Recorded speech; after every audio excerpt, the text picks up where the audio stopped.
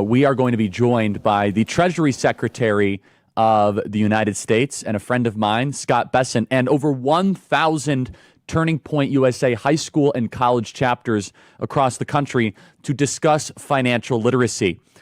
We know with all the economic pressures that are facing the next generation, as you can see, they're populating up on screen, all of our amazing Turning Point leaders. Hey guys, great to see you. That's the future of America right there. I'll tell you what, with all of the financial pressures facing the next generation, inflation, cost of housing, it's more important than ever to teach financial literacy, how to save money, how to invest. What does it mean to have compound interest? What is debt? What is good debt versus bad debt? What is consumer debt? What is credit card debt? What is a mortgage? Should you take out 2 mortgages on your home? What is a reverse mortgage? This stuff needs to be taught in our schools, and we are trying to lead the charge here with our Turning Point USA students. Without any further ado, let me welcome the Secretary of Treasury of the United States, who's doing a phenomenal job in the first 100 days here, Scott Bessent. Mr. Secretary, great to see you. Thank you for taking the time.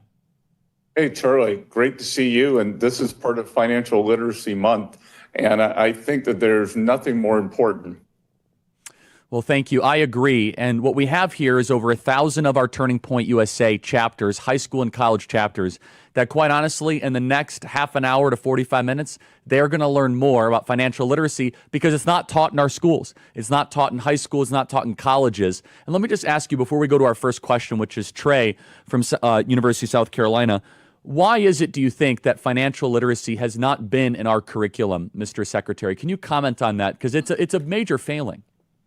Yeah, Charlie, I don't know, because somehow it got a bad name. I'm older than all of you. I'm 62, but when I was younger, it actually used to be taught, and everyone used to think home economics was like how to cook, how to keep a house, but it was also how to keep a budget. And somehow like home economics disappeared, shop disappeared, and all these other kind of strange transgender studies things showed up, and somehow they were more important than teaching people how to be self-sufficient.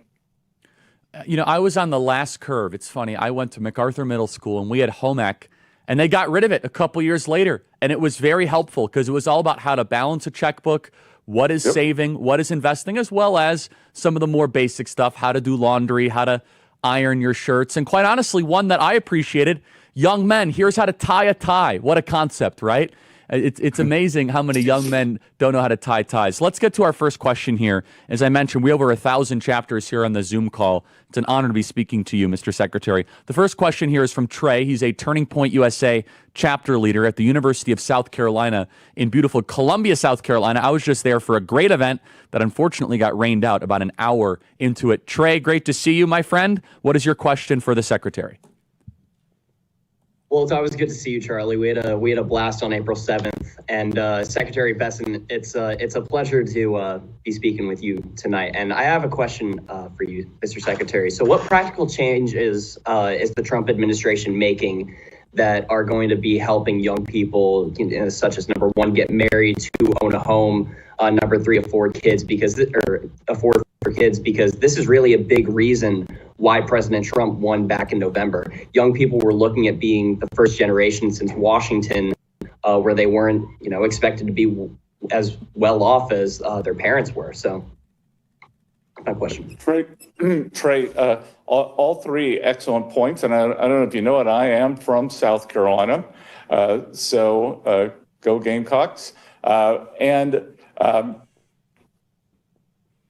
At the Trump administration, we are trying to address this incredible affordability crisis that was created by the last administration, and it is a combination of the out-of-control prices, the out-of-control government debt, and we'll come back to that on why that's very important.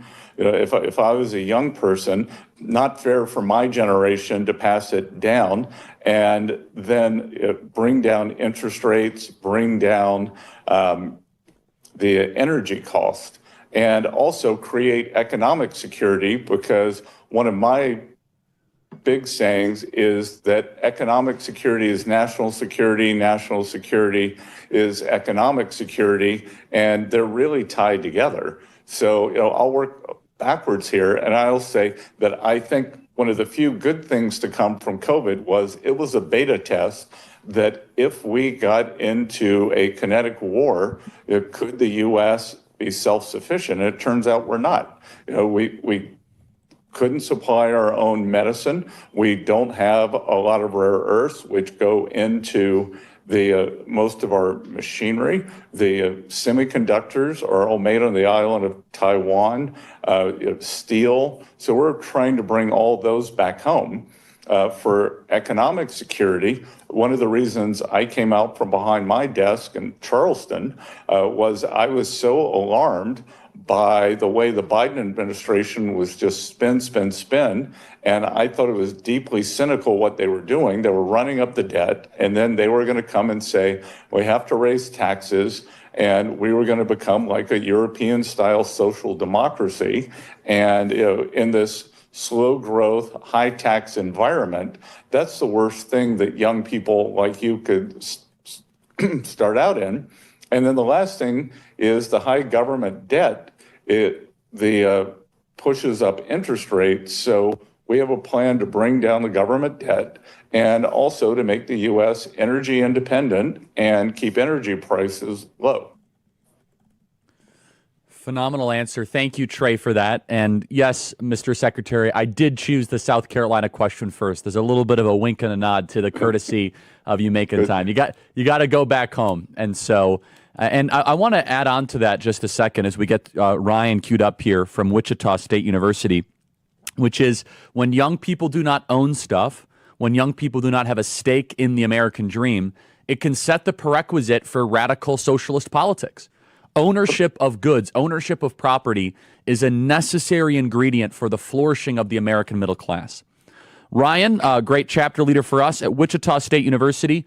Ryan, great to see you. What question do you have for the secretary? And you got a great chapter there. I think you got almost 10 people there. And so say hello to the secretary from Wichita, Kansas. Well, thank you, Charlie and Secretary BESSENT. And our question is, what advice do you have to young people listening on how they should approach wealth building?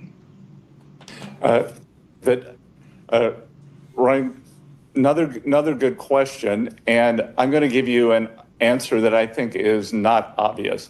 Everyone wants to be a great investor, and that's super helpful in terms of how you manage your assets.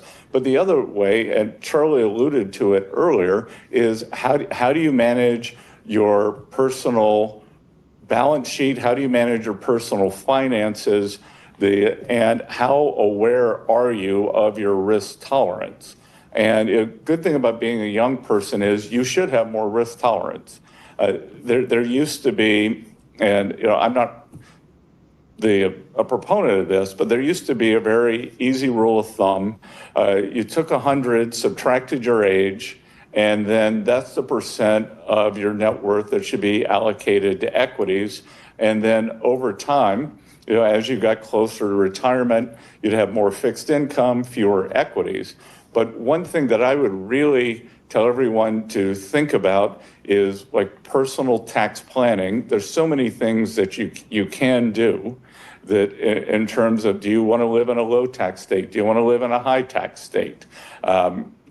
The savings plans, when do you want to start? When are you able to start putting money away? Even if it's $100 a month, makes a big difference. And I would echo what Charlie says, is we want to have stakeholders in the system. You want everybody to be part of the system, and you also want people to believe in the system. You want to be smart about your insurance.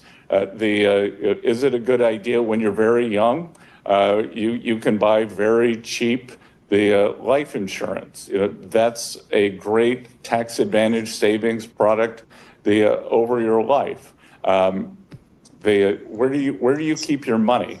You want your money to be in a safe and sound bank, but many people get very lazy. And if you have a money market account and a checking account, money market account's probably going to pay a lot more. it can be a little bit of a pain every week or every month, but keep the money in the high earning account and then just move it over to checking or debit as you need it.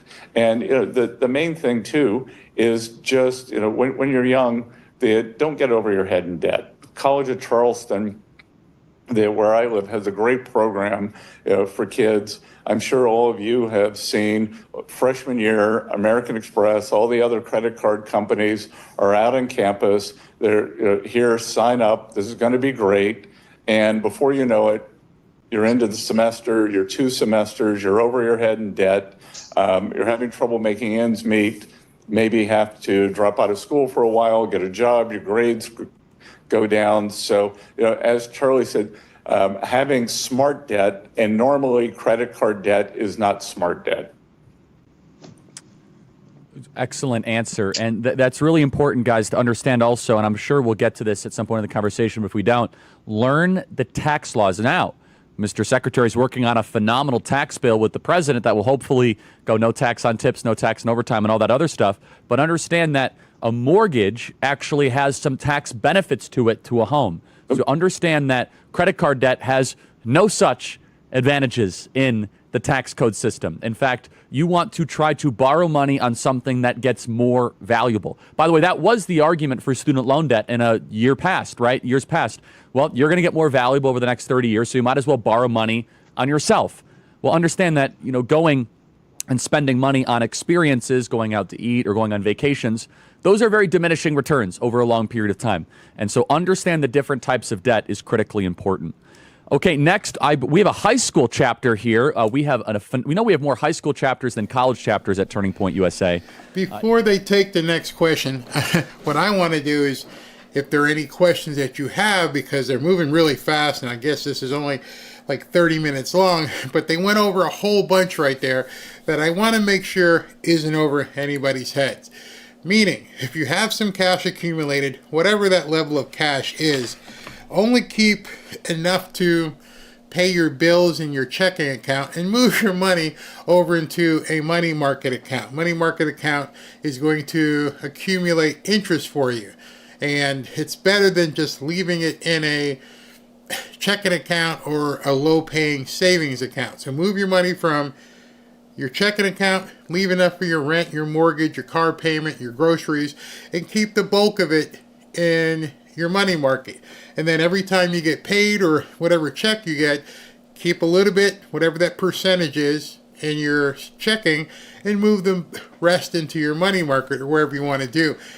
What he said after that was something I said earlier, in terms of don't do anything with your money unless your money is going to do something for you. It doesn't make any sense to basically take out a loan and then having to pay that debt, and if the debt itself isn't paying or providing you with additional income. Then the most important thing, I don't care if you're 60, I don't care if you're 70. Learn the tax code as best as you can.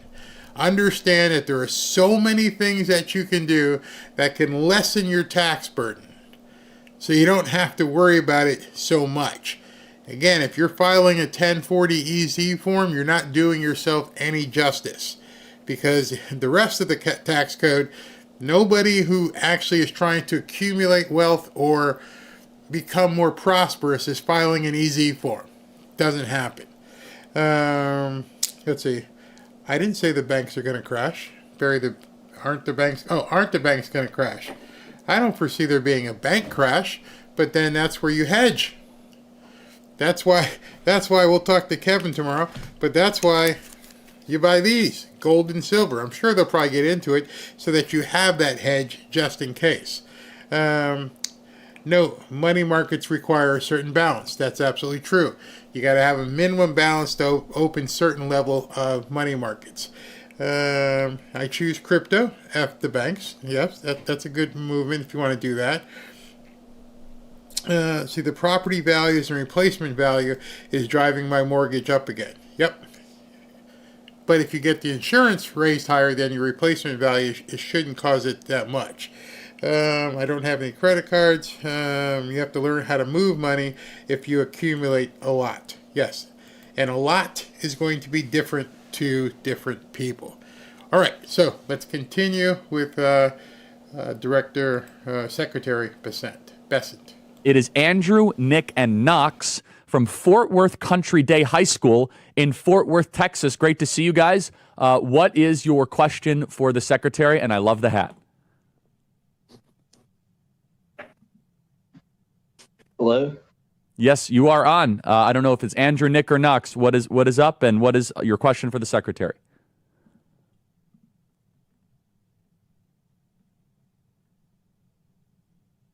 Okay, you got to make sure you unmute yourself. Let's just try that. If not, we'll go to the next question. Hello? Yes, we hear you now. Okay, What? so it's a three-part question. The first part is, can you explain why the dollar is the world reserve currency? The second part is, how does that help America? And then the third part is, are we at a risk of losing that? Nick, good questions. I'll work backwards there. We are not at risk of losing it now. I think if we continued with the Biden administration's reckless policies, there's a chance that we might. I don't believe we are. What President Trump has instructed me to do is to put in great economic policies that makes the United States the best place to invest, the best place to compound your capital, best place for innovation, best place for upward social mobility, wealth accumulation, to be able to keep more of what you make, but a very attractive destination for foreigners to bring in their money. Because, we take the stability that we have here for granted. We take the fact that our markets, are free and fair.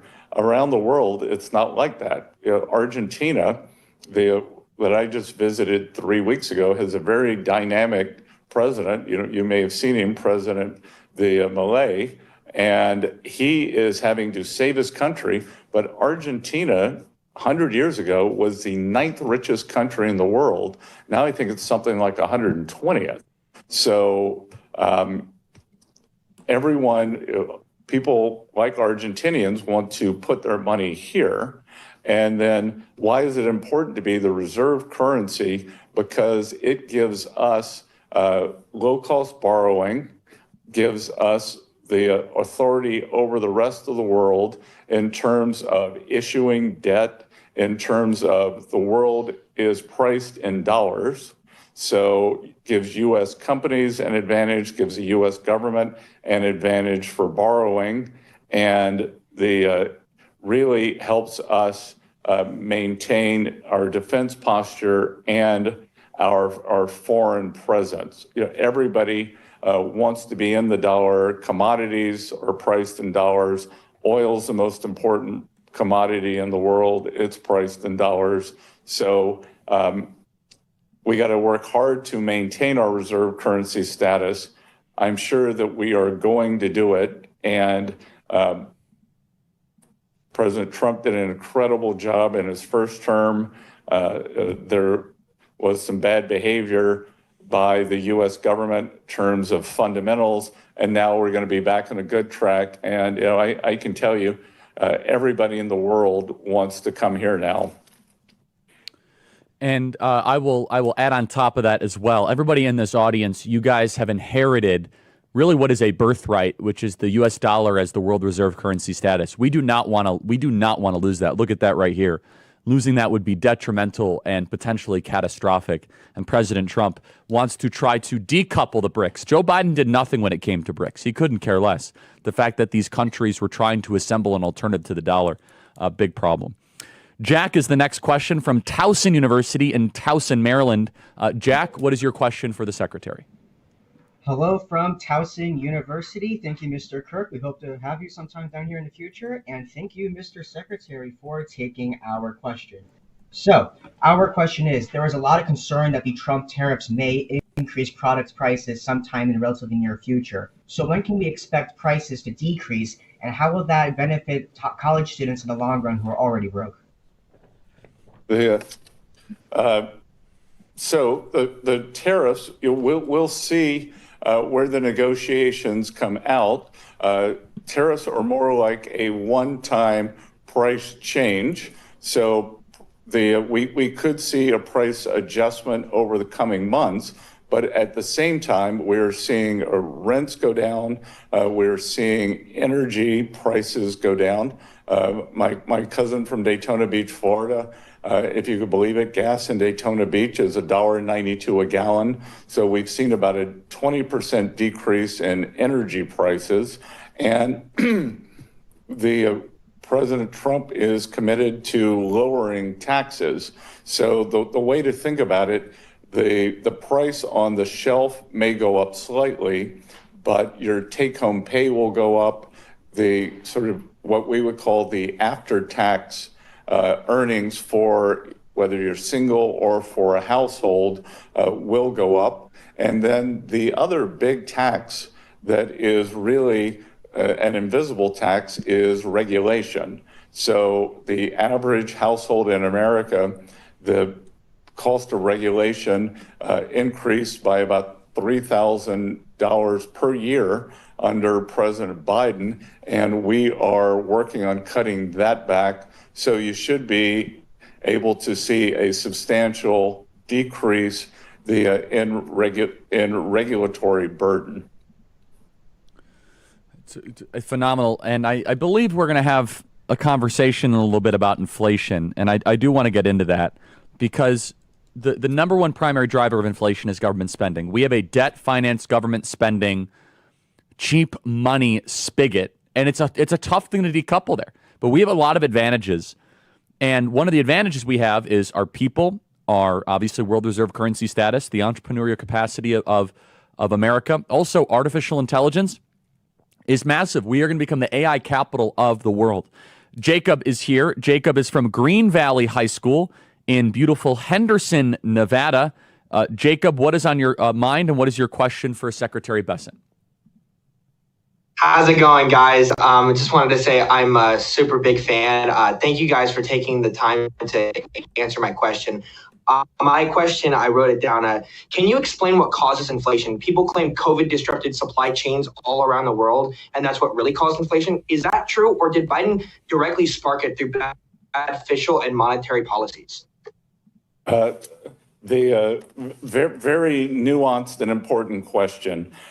Prices can go up during, over the short term during periods of shortages, but they would have come right back down. What happened was this terrible combination of what the Biden administration did, and it was exactly the opposite of what President Trump did under his first administration.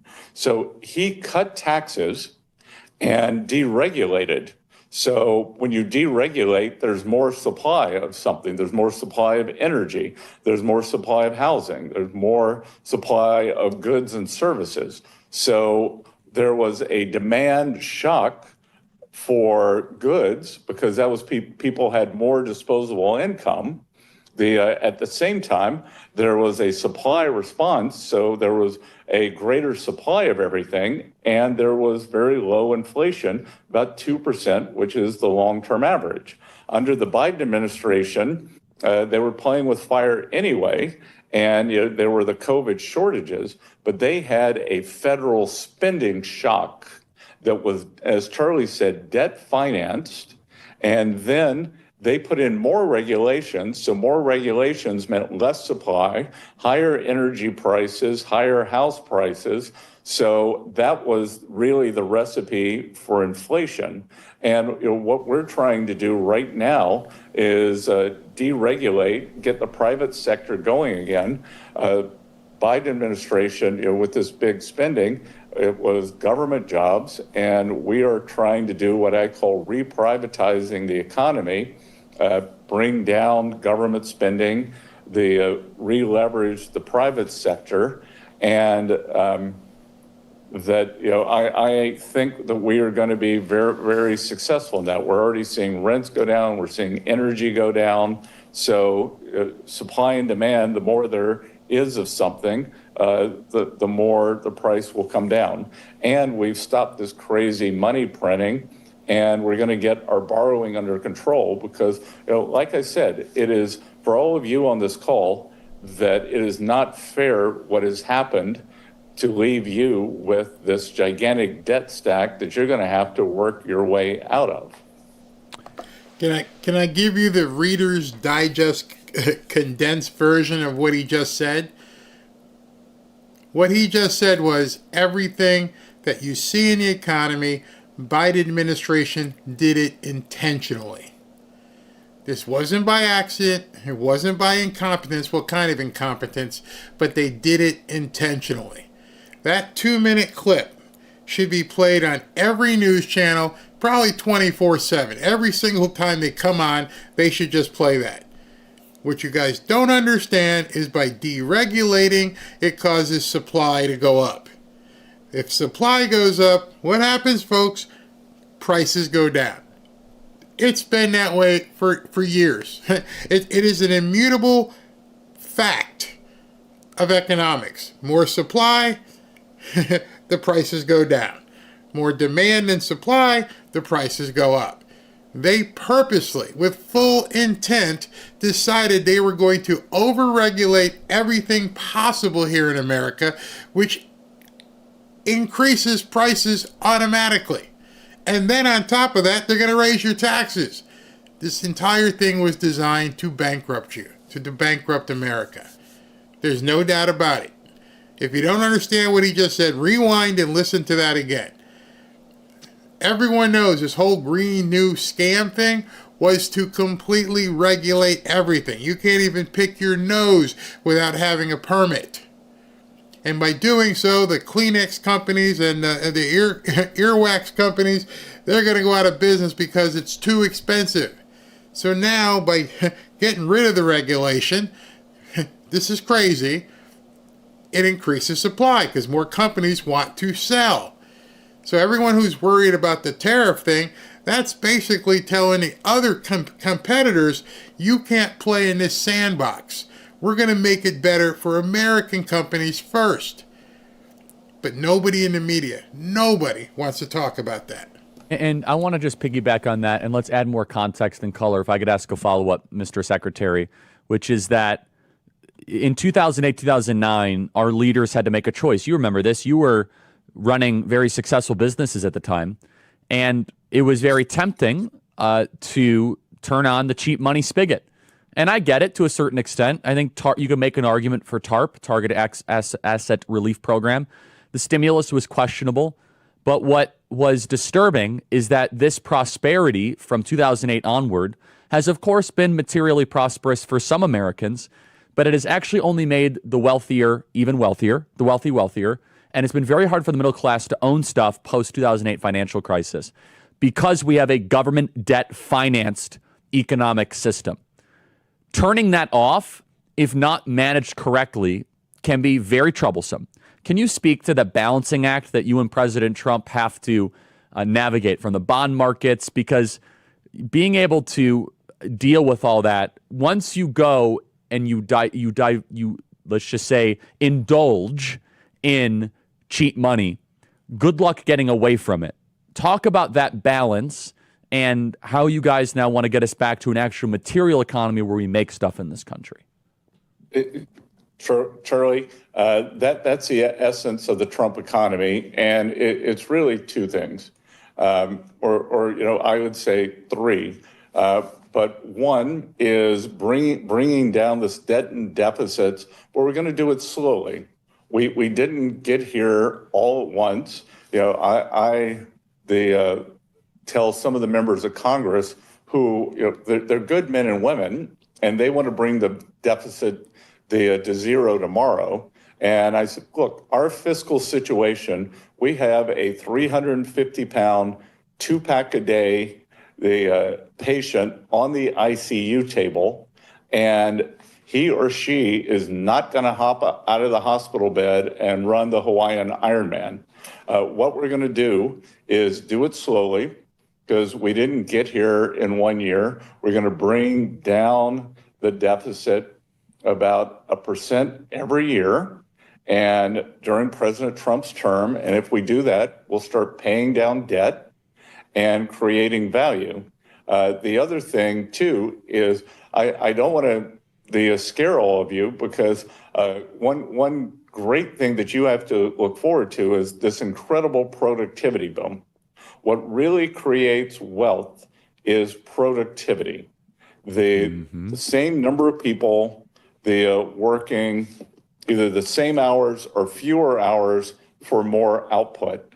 And with this AI boom that's going to be driven by the U.S. lead in technology and the U.S. lead in energy, and that's going to be the real secret sauce that you all are going to see for the next 10, 20 years of your lives in the U.S., that no one else has that combination.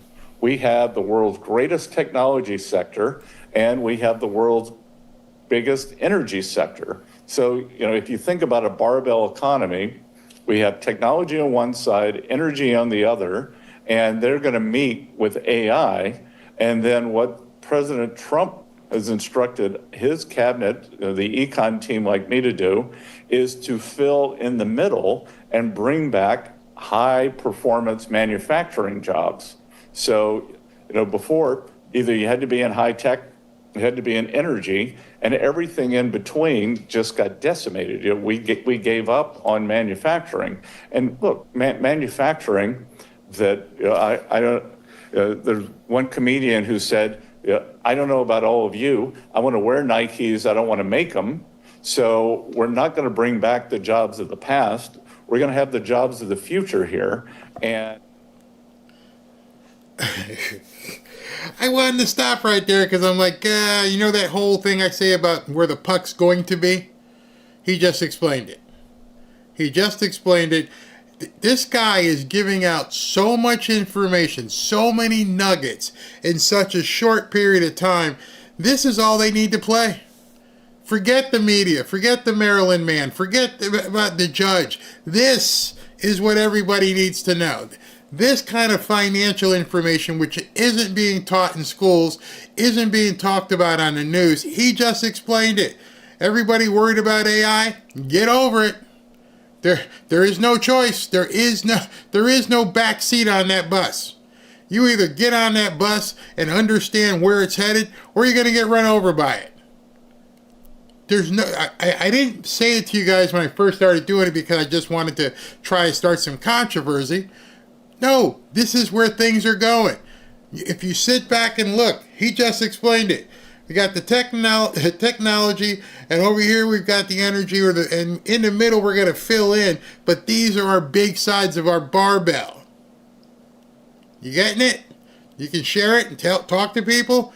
He's giving so many nuggets here. And what I love is he's not looking at his screen. He's kind of just like doing like a genius and just talking, answering questions. No notes. Here's what you need to know. So if he's telling these young 20-something kids who are in college, here's where you need to go for your future, well, whatever future you have left, you're exactly in the same place. Listen to what this man is saying, understand where that puck is headed, and make sure you're skating that way. And anybody, whether they're in the chat here, whether they're at your kitchen table, whether they're your friends, if they're not on that bus, leave them. I don't mean like leave your wife or anything, but they're not with you. They don't understand. They're not buying in. They're afraid of the future. Whatever it is, let them keep looking at MSNBC and CNN and bitching at their television. This is the stuff you need to be tuned in on. Absolutely zeroed in on. I don't give a crap about Epstein. I don't care about Diddy. I want to know what's going to make my grandson and my two granddaughters tick for years. And he's telling you right now. These are going to be high tech, high value jobs. And if someone on the left took a shot at me the other day, they said, "Oh, Secretary Bessent says that the laid off federal workers are all going to work in factories. And I said, that's so reductionist that when, a factory isn't just someone who works on the factory floor. And by the way, what's wrong with that? That those are great people, but, you're going to create marketing jobs. You're going to create accounting jobs. You're going to create the design jobs. We're going to bring all that back. So, I just think that the U.S. has just the right combination right now of technology and energy, and then we're going to fill out everything in between. Phenomenal answer. Our last question will be here, Colin, Northwood University from Midland, Michigan. Colin, what is on your mind? Hi, we are Northwood University from Midland, Michigan. We are America's free enterprise university. First, I want to thank Charlie and Secretary. Our question is, what is your stance, the Treasury's stance on regulations on data assets currents such as Bitcoin? And is the Treasurer exploring a central bank digital center? If so, what are the disadvantages of doing so? Look, I think the digital assets are very exciting. I would advise all of you to understand what you're buying. It's not a casino, but to me, Charlie, great thing about digital assets, and I think most of you would have been very young during the great financial crisis, but there was something that was called Occupy Wall Street. And it was a group of people who, they were probably the progressive or left wing to begin with, but not everybody. There were people on our side of the aisle, and it was people who just thought the system was not working for them. The system had failed, and as Charlie said early on, we want people involved in wealth accumulation. We want people to believe the system works. And I think the great thing about digital assets is it's brought the new group of young people to the markets, or a whole group of people who just weren't invested in the markets. I will share my dirty little secret with all of you is, I'm from South Carolina, so I have a Dr. Pepper for breakfast in the morning. Not allowed to do it at home. So I ended up at the Circle K on Meeting Street in Charleston, South Carolina, most mornings, dressed, before I came to DC, dressed like this. Lots of the mostly young working class construction workers, mostly African-American, in there in the morning, and buying lottery tickets. And they'd say, Mister, when I win the lottery, will you manage my money for me? And I'd see them again and again. And I was sitting there thinking, if these young men were putting that same $10 or $20 a week into a crypto account, if they'd been buying Bitcoin for 5 years, they'd own the Circle K. So, and I think what we are trying to do in the U.S., the Biden administration really tried to make digital assets extinct. And I speak to these digital asset entrepreneurs, and they just said it felt like we had a bounty out on our head. A lot of the digital assets went offshore, subject to a lot of scams. And what we're trying to do is apply the U.S. best practices, rule of law to digital assets, couple that with American innovation, and make the U.S. the digital asset, the capital of the world. And I think we're going to do it. And, so I think it's exciting. I'd encourage all of you to explore it. Over time, stores of value have changed, and clearly Bitcoin, Ethereum, they are becoming stores of value. And what I would encourage you to do, though, is think about your own risk tolerance.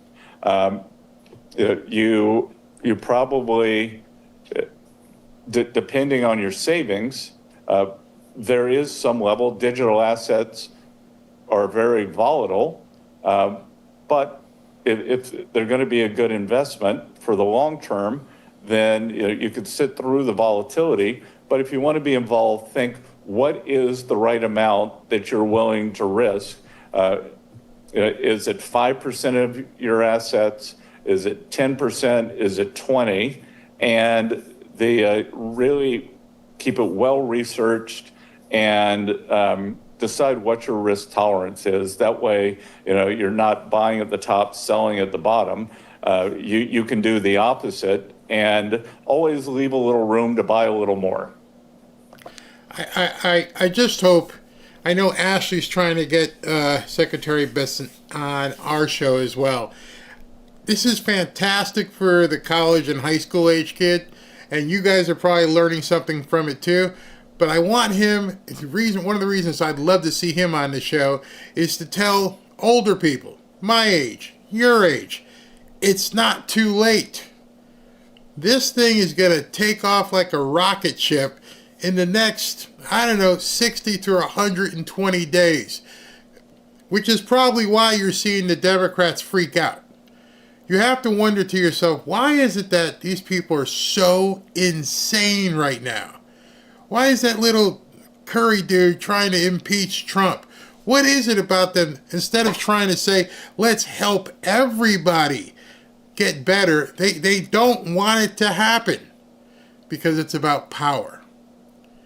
Because if more and more and more people can see the light and understand what prosperity brings for them, the Democrat Party, as you know it, is over. It's done. People will look at things and go, you guys have been trying to hold us back. Yes.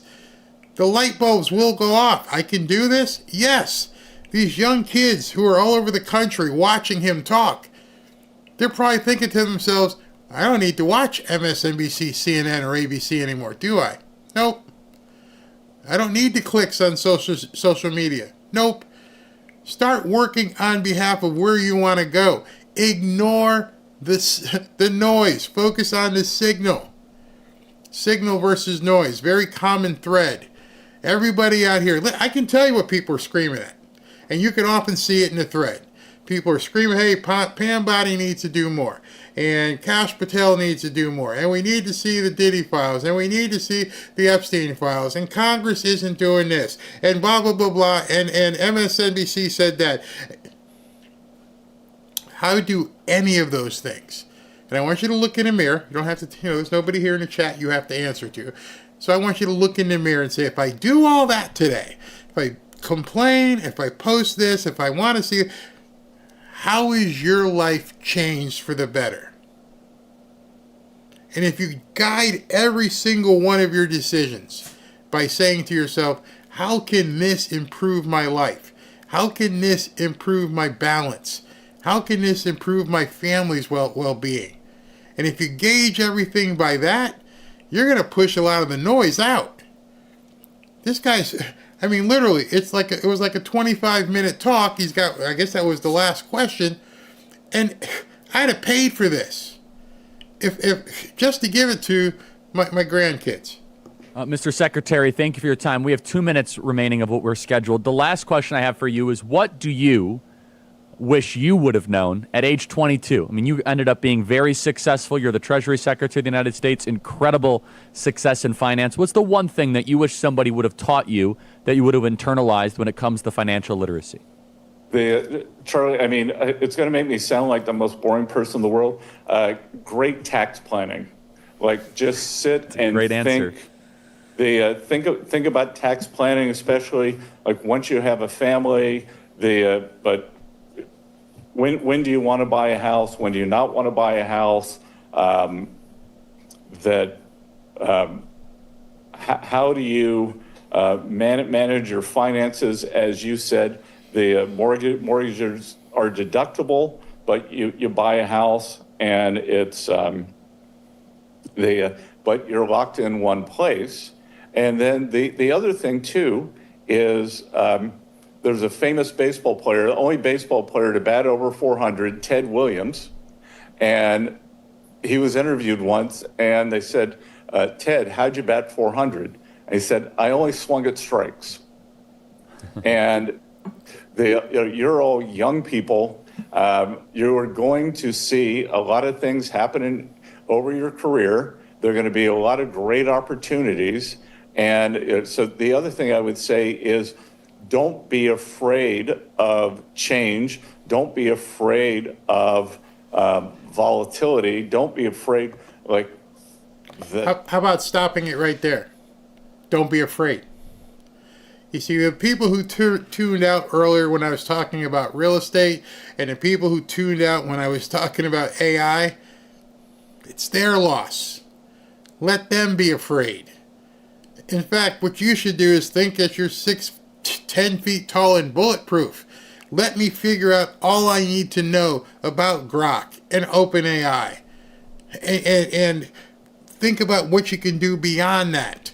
Because there's somebody who's going to need your knowledge.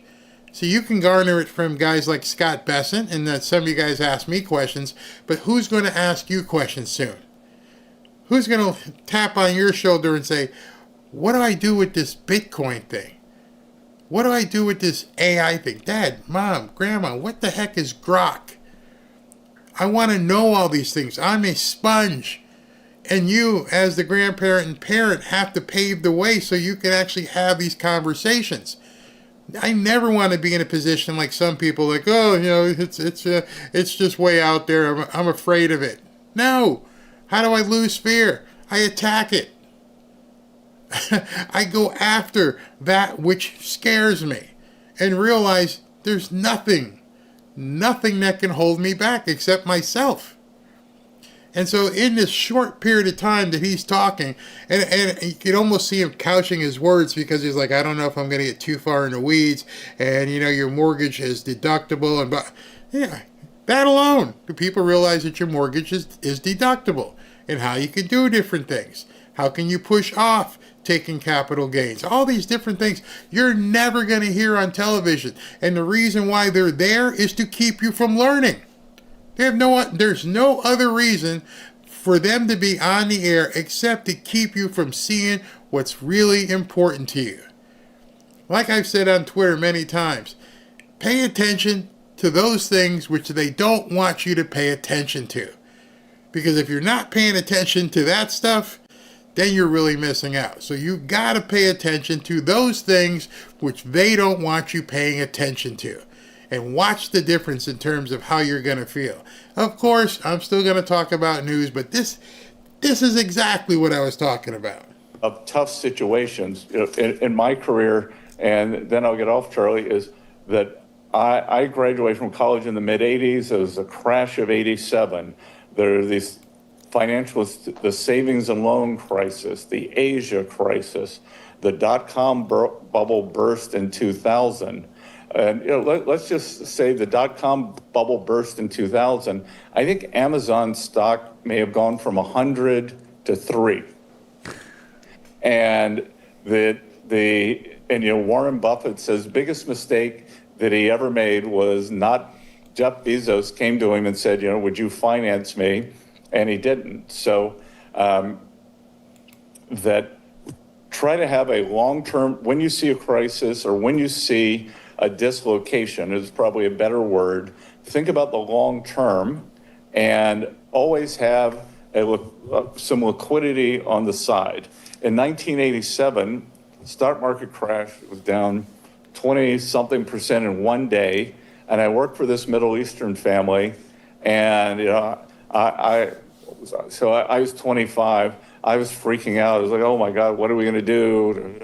And the daughter of the family, who's only, if I was 25, she was 35. She came over calmly and she said, we've been saving up for a rainy day, and this is a great time to get involved.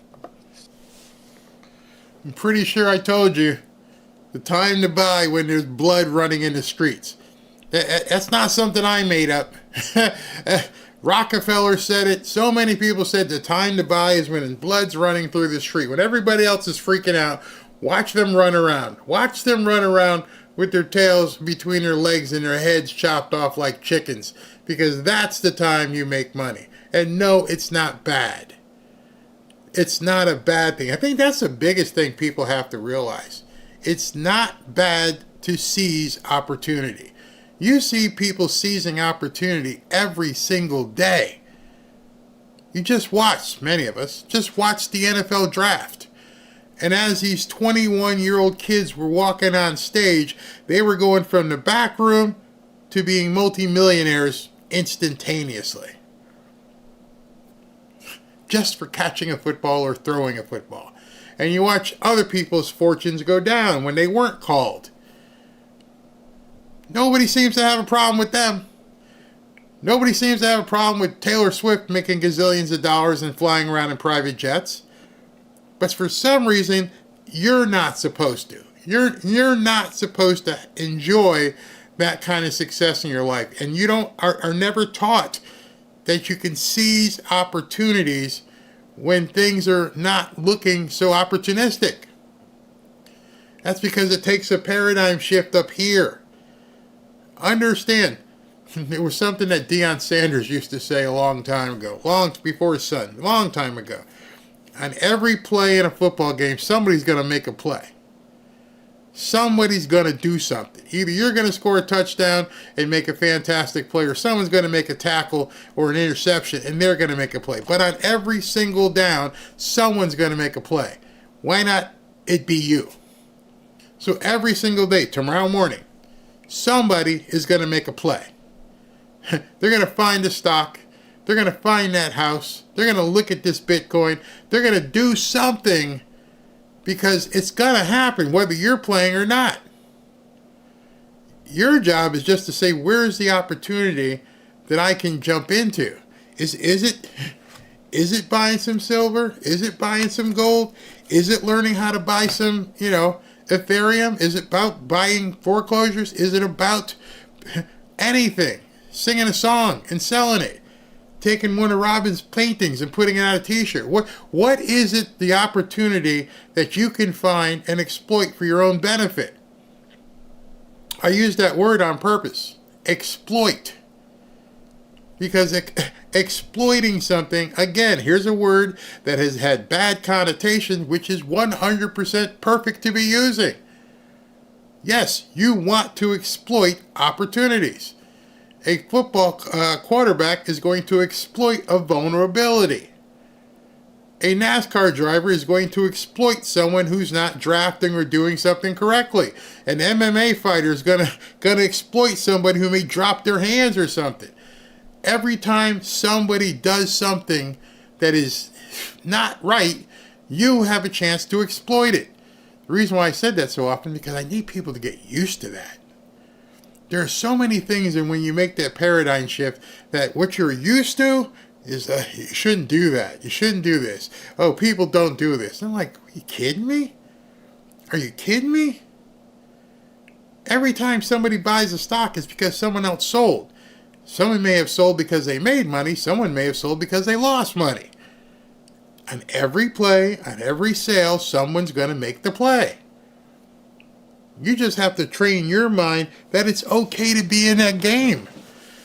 And your risk, like he was saying, that risk level depends upon where you see yourself and what you're willing to risk.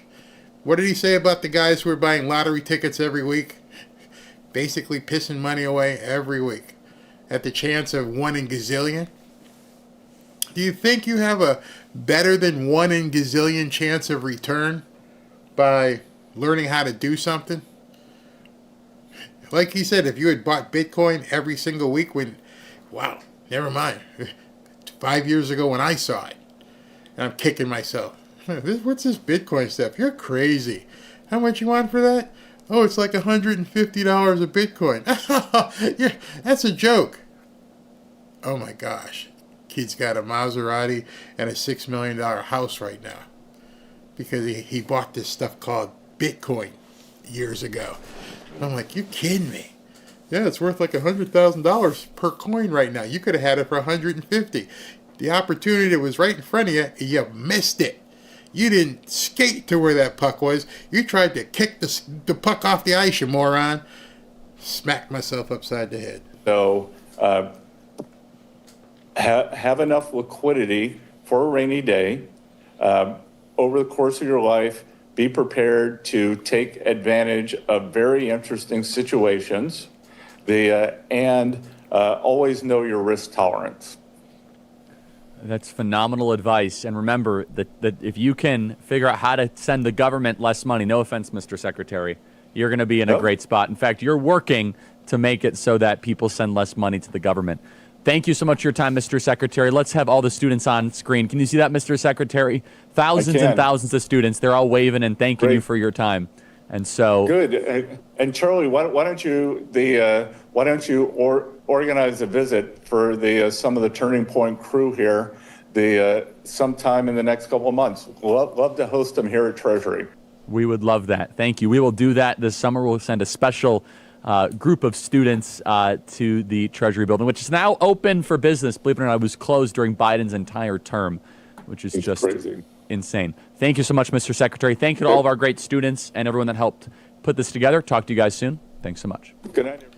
All right, everybody. I told you it was short, but there were so many nuggets. And like somebody said, when's the last time you've seen this kind of transparency from an administration? And by the way, I'm going to go and get off of here and go to bed because he and Caroline Levitt are doing a press conference at 8:30 in the morning. I'm pretty sure you're going to hear a lot of the same tenets. He's going to talk about some of those same things. But watch, here's what I want. I'm glad I found this because here's what I want you to do. I want you to get up at 8:30 in the morning.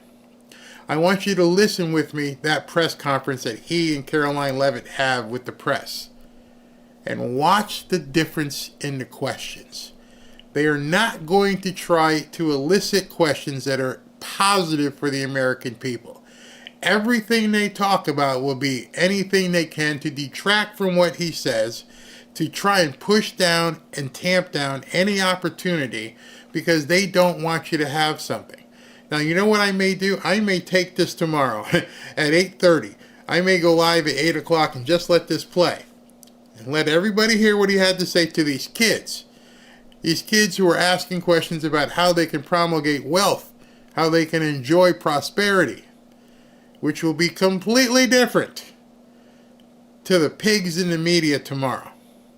I say that in a nice way, because I'd like to call them something else.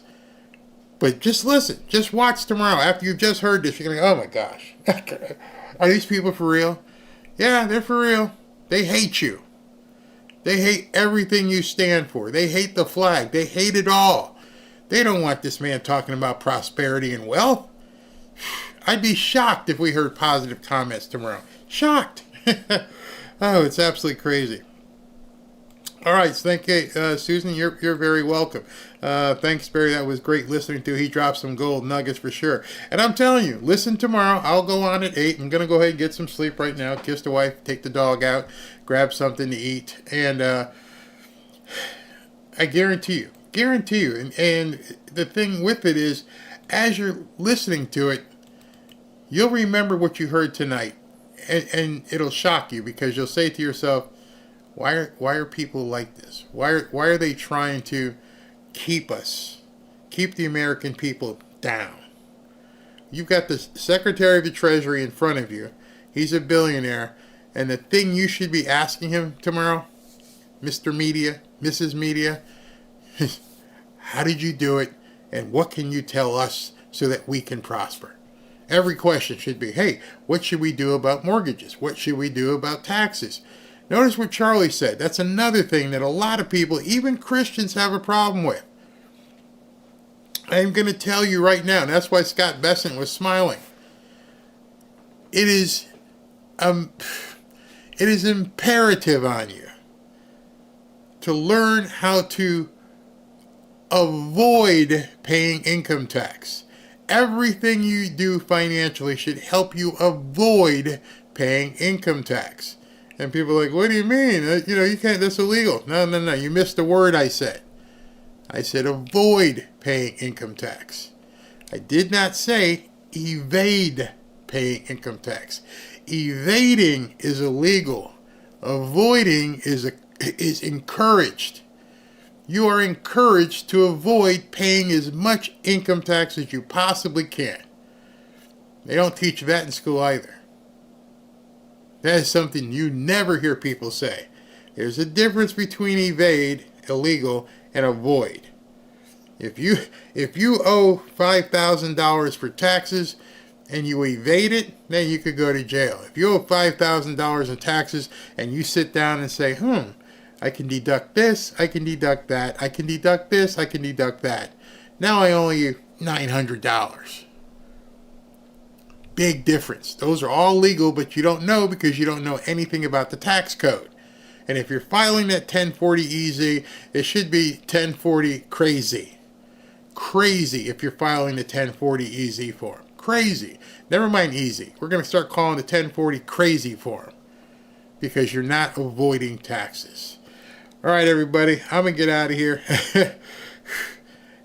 I love this. I can't wait to hear what he says tomorrow. And if you missed it, like Sue Raby says, you missed the whole thing, just roll it back. Roll it back. What's this?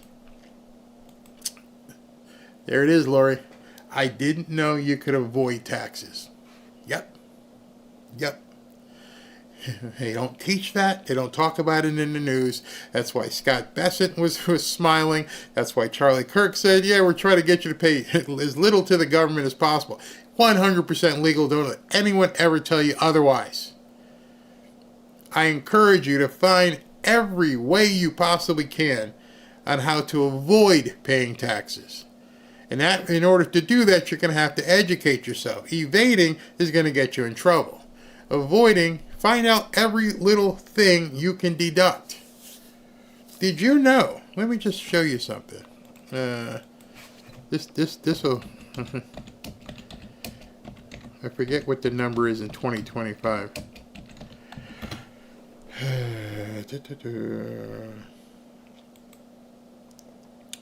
Let me just ask you this. Did you know that you can give financial gifts to your children and grandchildren that are not taxable?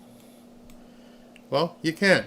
Let me tell you what the 2025 amount is right here. Let's go ahead and look at this. Okay. All right. So in 2025, you can give a child or grandchild relative. You can gifting money to younger children or grandchildren. Gifting to younger children or grandchildren follows similar tax rules as gifting to adults. You can gift up to the annual exclusion amount per child of $18,000 in 2024 without triggering a gift tax. Did you know that? Did you know you could give your grandkids $1,000 each every year? $2,000, $500, whatever you can afford. Did you know you could do that? Let's see here. How about this one? Can I give my daughter $50,000 tax-free? Unless you've gifted more than $13 million, you can almost certainly give a $50,000 down payment to your daughter or other family member and not owe gift taxes in 2025. I'm going to just leave you with those two. I'm going to leave you with that because, what? Did I not know that? How did I not know that? And here, let me just give you one more. Do I have to report a gift from my parents as income? You most likely won't owe any gift taxes on a gift your parents make to you, depending on the amount your parents may need to file a gift tax return. If they give you or any other individual more than $38,000 in 2025, $19,000 per parent. Some of you may not be in a position to give $38,000 to your daughter or son. But did you know how it benefits both of you? Just by giving it to a kid. Somebody's like, what? What? Yes. It's non-taxable to the kid. Okay, where is it? Somebody just went. Is it? I can't find it. If somebody goes, is it non-taxable to the kid? Yeah. I'm kind of perturbed. I didn't know that when I was young. Can you imagine? You're whatever age you are, Lori, 40, 50, 35, and just finding out tonight on some dude's stream. Are you kidding me? You're telling me I could have been giving my son or daughter $500 every other month? Yep. And deducted it? Yep. Yep.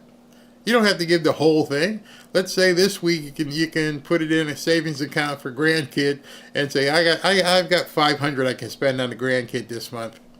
Well, you know what? Next month I can spend $1,000. So at the end of the year you've given your grandkid $12,000 right off the top. Or you can wait till December, see how much you owe, and then give that to your kid and subtract it. They kept us stupid to be taxed animals. Exactly. Do you have to show proof? Check. Like any other expense. Hey, here's a deposit. I opened a savings account in my grandson's name, and here's a check that went into his account. Here's his. Yeah, simple. Here's your proof. It's literally that simple. Can my kids buy me a car? Can I get someone to slap me?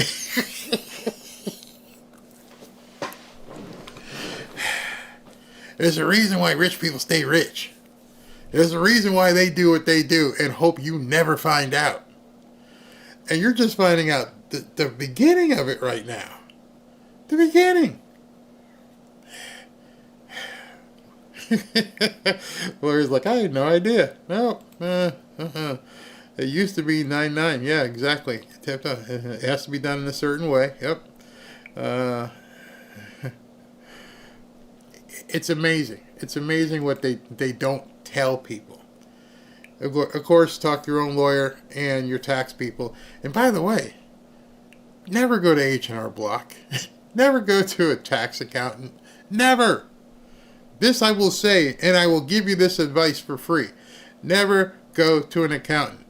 Never go to H&R Block. Well, Barry, what are you talking about? I got to have an accountant. You want to know a little secret that rich people do that you probably don't know? Well, if you get a tax attorney, they might cost a little bit more.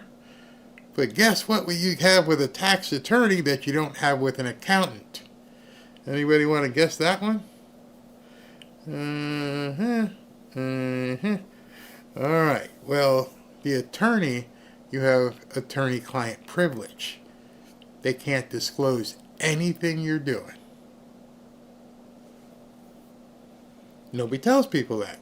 Make sure you get a tax attorney, not an accountant. You'll pay a little bit more, but you're paying for peace of mind.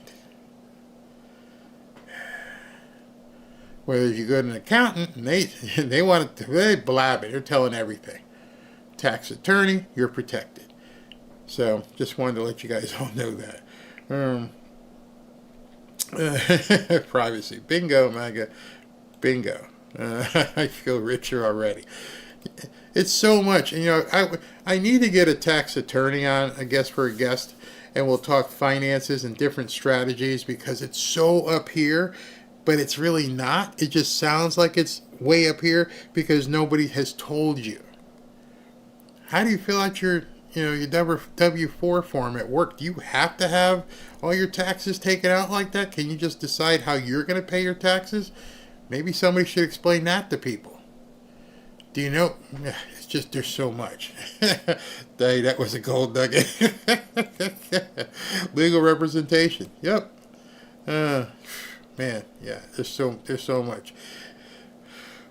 All right, everybody, I'm gonna get out of here. Go hug the wife and everything. I'm just gonna do an outro with the after party just for like 2 minutes. But 8 o'clock tomorrow. So get some sleep, and hope you guys enjoyed the second part because you got some nuggets there. Talk to you tomorrow.